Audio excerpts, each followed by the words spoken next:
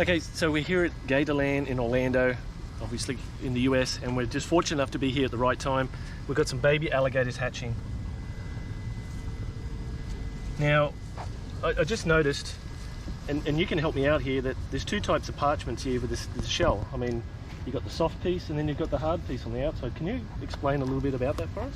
Yes, so as you guys see, the outside is actually very, very brittle. It's almost like a chicken egg, which is what a lot of people are more familiar with if you're in the reptile community. The inside is more like a snake egg, very leathery, and that is what the embryo is actually going to be attached to, and this outer casing is just extra protection. Here in Florida, there's a lot of things that can do harm to a baby alligator. They actually have tons of predators at this tiny little size, and especially while they're in the egg and very, very vulnerable. Fire ants here in Florida are actually the #1 predator for these tiny ants. Of all things, ants. Absolutely. People just, they don't mind, they don't really think much of it, but absolutely, a mound of fire ants can definitely demolish an entire nest in just no time at all. And the mother, she's a huge, beautiful predator.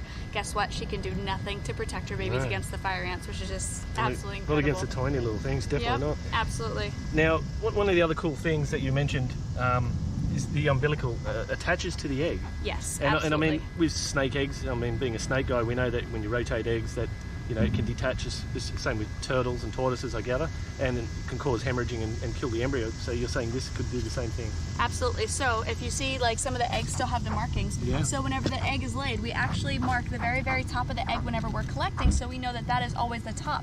So when these guys are developing, the fluid that they actually deposit all of their bodily waste into is very, very, it floats. It's a lot lighter than the rest of the material in the egg. And if you rotate the egg, the embryo actually can no longer get rid of its own waste, and it actually will drown in its own waste. So a lot of people will say, if you rotate the egg, the embryo will drown, and it is literally drowning in its own waste, is what that pretty much talks about.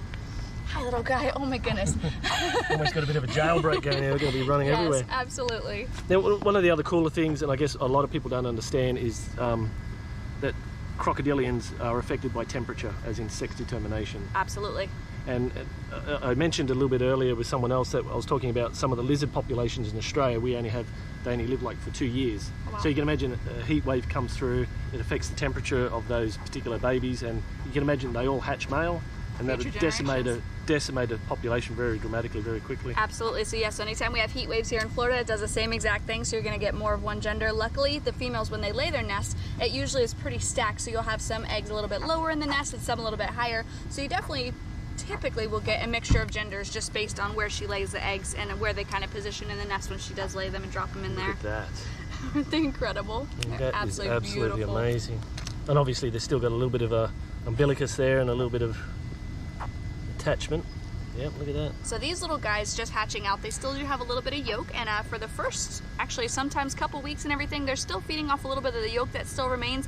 Out in the wild, these guys are just going to try to find places to hide, and they're not really going to be too worried about trying to find a first meal right away. So sometimes could take up to a week, sometimes up to a month, depending on how large that yolk sac is that they still have that they'll be feeding off of for a while before they actually will hunt for themselves, which is kind of cool.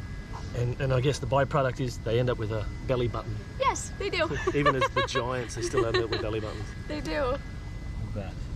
That was the cutest little belly button. Yeah. Oh my. That's absolutely amazing.